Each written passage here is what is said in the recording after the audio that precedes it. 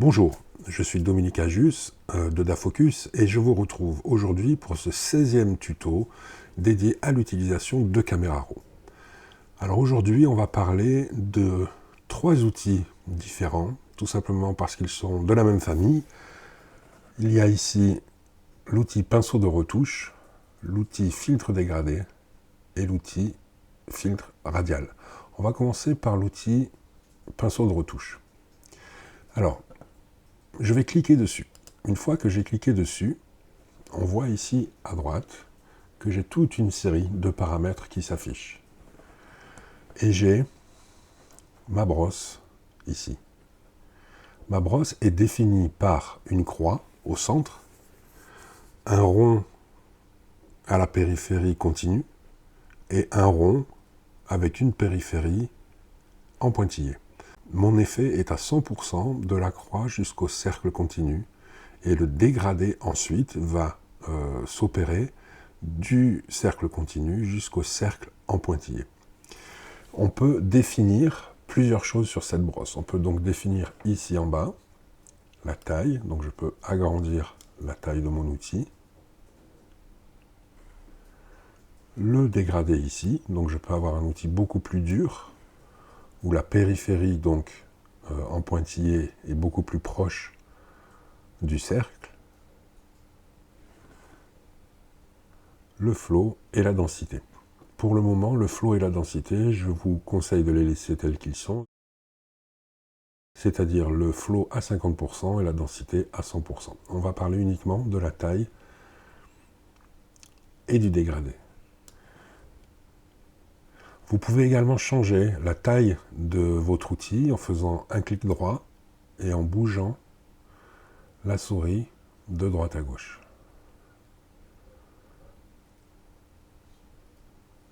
Comme souvent, je préfère travailler avec un outil très doux. Donc je vais monter le dégradé au maximum. Tout simplement parce que en post-production, plus vous essayez d'être précis, plus les erreurs vont se voir. J'ai pris pour habitude de travailler dès que c'est possible avec des outils plutôt doux, de manière à ce que les différents outils que je peux utiliser vont se croiser, les dégradés vont se croiser et les effets vont être appliqués de manière plus douce. Donc on va voir ce qu'on peut faire avec cet outil. Tout d'abord, on va pouvoir cliquer et masquer par exemple une zone. On va d'abord travailler sur le ciel. Je vais cliquer ici de manière à montrer le masque pour que vous puissiez voir exactement où se situe le masque. Je vais donc valider ça et je vais changer la couleur pour que ce soit plus simple en rouge vif ici. Et je vois que la taille de mon outil est à peu près de la même taille que mon ciel ici. Je vais tout simplement commencer par ce coin-là.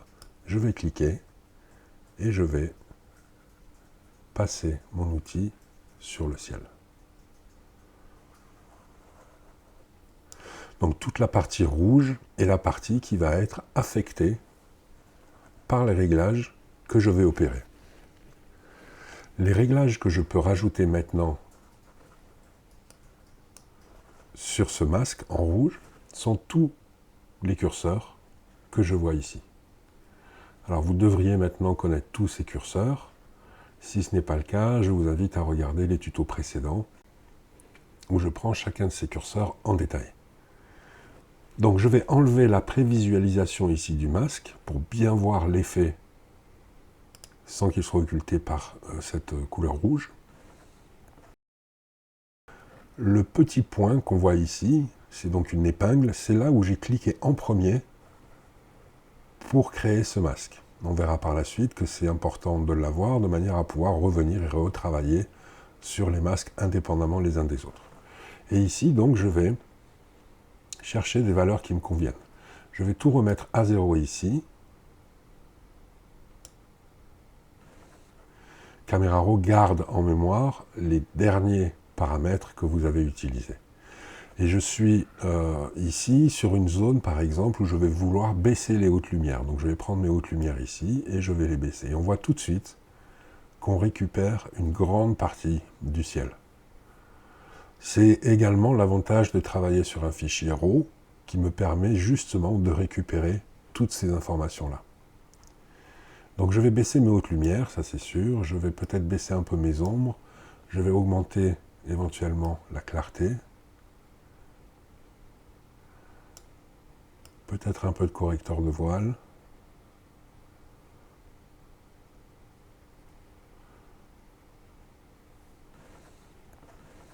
Alors, je veux que ce ciel reste plus ou moins réaliste. En même temps, il était pas loin de ce qu'on voit à l'écran. Je vais peut-être baisser un petit peu l'exposition, voir un petit peu ce qui se passe dans ces niveaux-là. Je ne vais pas aller trop dans les détails. L'idée, c'est que vous compreniez comment ça fonctionne. Peut-être baisser un petit peu la saturation. Et vous voyez que mon masque que j'ai créé tout à l'heure, que je vais vous remettre à l'écran, déborde ici sur mon paysage. Alors j'aurais très bien pu, comme je vous l'ai dit tout à l'heure, être beaucoup plus précis, passer au-dessus des montagnes, de l'horizon, détourer cet arbre, et essayer d'avoir un masque beaucoup plus précis. Cependant, je vais enlever le masque à nouveau, voilà. On ne voit pas vraiment les changements sur le bas de l'image. C'est pour ça, encore une fois, que j'aime bien travailler avec des outils très doux. On peut tout de même changer ça et affiner ce masque. Donc j'ai remis la visualisation du masque ici, et ici je vais chercher l'outil qui permet d'effacer un masque. Donc le masque étant sélectionné, celui-ci, je vais ce coup-ci avec un outil relativement dur, peut-être un petit peu plus doux que ça. Je vais maintenant pouvoir venir ici et effacer la partie du masque qui déborde sur le paysage. Voilà, je vais pouvoir également, si je le veux, réduire la taille de cet outil-là et venir enlever cet effet sur l'arbre et éventuellement être encore un peu plus précis ici. Voilà, je vais enlever la prévisualisation du masque. Mon masque est propre maintenant et mon ciel est à peu près correct. On voit ici que quand j'ai effacé une partie du ciel, on a ce halo qui se forme. C'est assez courant dès qu'on travaille avec des masques et c'est des choses à éviter. Du coup, je peux cliquer ici sur ajouter, donc je vais repartir avec mon masque de départ et je vais ici venir récupérer cette zone, donc repeindre sur cette zone pour appliquer les mêmes changements du ciel sur cette partie que j'avais effacée. Donc voilà pour le ciel. On va maintenant s'attaquer à toute cette partie-là. On a une partie ici qui est relativement sombre. On va essayer d'éclaircir toute cette partie-là. Donc je vais maintenant cliquer sur Nouveau, parce que je veux travailler avec un nouveau pinceau d'ajustement sur cette zone-là. Et je vais faire exactement la même chose. C'est-à-dire que je vais créer un masque ici. Et on voit que mon image est altérée tout de suite. Tout simplement parce que Camera Raw a gardé les derniers paramètres, ceux que j'ai utilisés pour le ciel. Mais c'est pas grave, on va y revenir de toute façon. Donc voilà, je vais passer un masque sur toute cette zone ici. Et je vais remettre ces paramètres-là à 0. Voilà, tout s'est réaligné.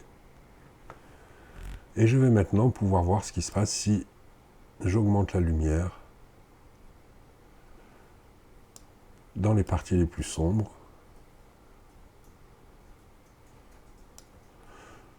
Peut-être jouer un peu avec la texture. Un petit peu de clarté éventuellement.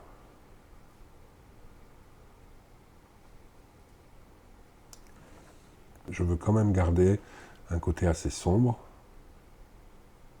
à cette partie.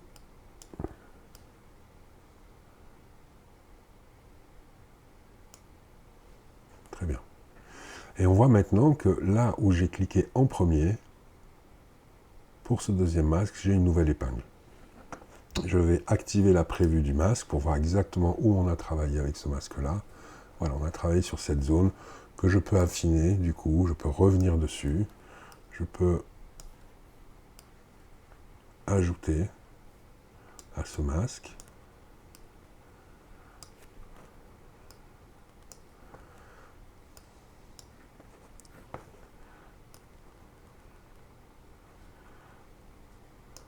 Par exemple.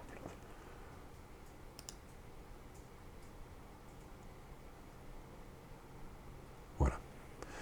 Donc on en est là. Si jamais je voulais retravailler sur le ciel, ici, il me suffirait tout simplement de recliquer sur cette épingle et je retrouve tous les paramètres ici que j'avais utilisés pour cette épingle-là et je vais pouvoir à nouveau changer uniquement ce masque-là. Je vais travailler maintenant sur ces zones-là. Donc je vais cliquer sur Nouveau. Alors, je vais tout de suite remettre mes paramètres ici à 0. Mes curseurs vont tous revenir à 0. Je vais cliquer ici pour voir mon masque, de manière à ce que vous puissiez voir exactement où on travaille. Et je vais à nouveau venir peindre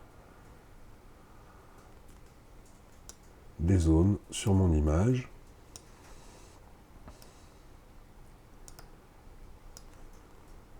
Que je veux affecter. Donc je vais faire ça assez rapidement. Il est bien évident que si c'était une photo que je voulais vraiment retravailler, je prendrais beaucoup plus de temps. Et je serai beaucoup plus précis. Cependant, comme je vous ai dit, j'aime bien travailler de manière très douce avec mes outils, et si certaines zones se chevauchent, ça ne me pose pas de souci. On verra tout à l'heure que si nécessaire, je peux revenir sur certaines zones pour effacer ce masque. Donc voilà à peu près, grosso modo, le masque que j'ai décidé de mettre en place. Je vais maintenant enlever la prévisualisation ici, pour bien voir les changements que je vais opérer.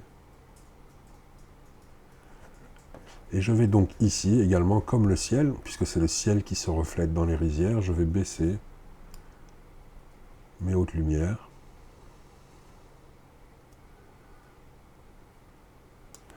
Je vais peut-être travailler sur la texture, la clarté.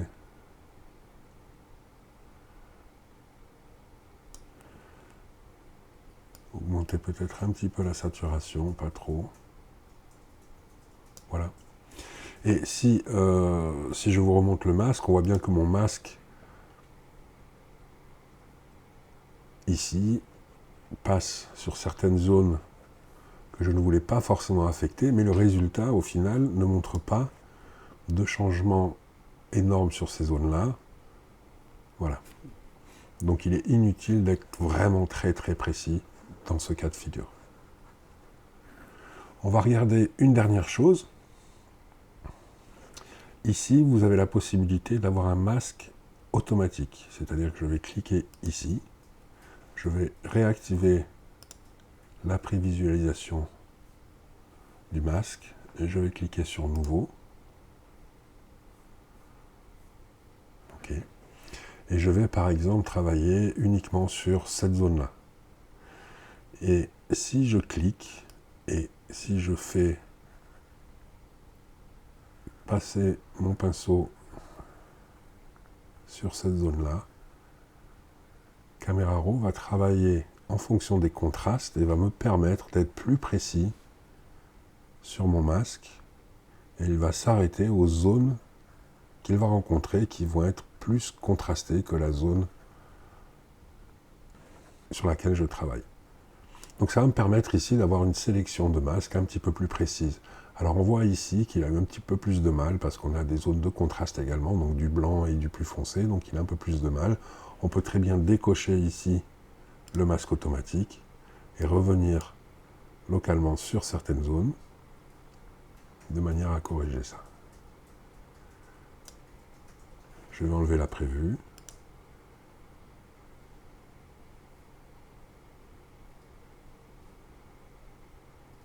Voilà.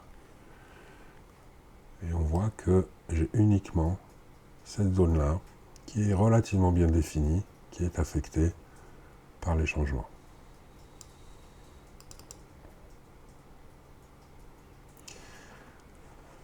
Ok, je ne vais pas aller beaucoup plus en détail, on pourrait parler ici de la priorité à la couleur ou à la luminance ou à la profondeur. Je vous laisse voir ça.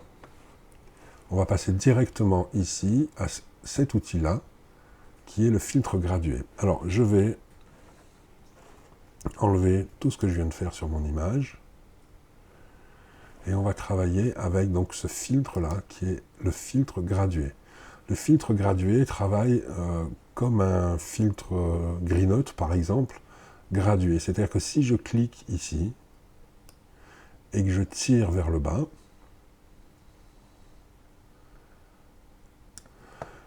le point vert montre le départ ici de mon effet à 100% et va se dégrader jusqu'à mon point rouge ici où l'effet sera à 0%. Donc je peux me permettre de dépasser un petit peu la zone sur laquelle je veux travailler. Je vais remettre ici tous les curseurs à 0. Je retrouve donc l'image d'origine et je vais pouvoir travailler uniquement sur cette zone où je vais pouvoir, comme tout à l'heure, baisser les hautes lumières, rajouter un petit peu d'ombre, de la clarté, de la texture, etc. Donc c'est assez pratique pour travailler sur des zones en dégradé. Je peux étirer ce dégradé, l'appliquer plus bas sur mon image, ou je peux le resserrer. Et mon point rouge, lui, me permet de changer la direction de cet effet.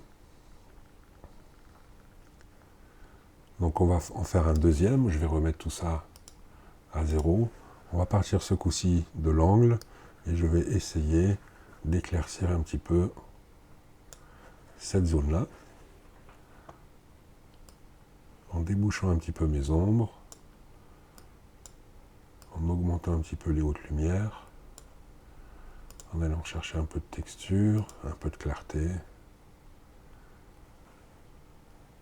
Voilà. Je vais remettre des valeurs ici. Ok. On avait l'avant qui est ici et l'après qui est là.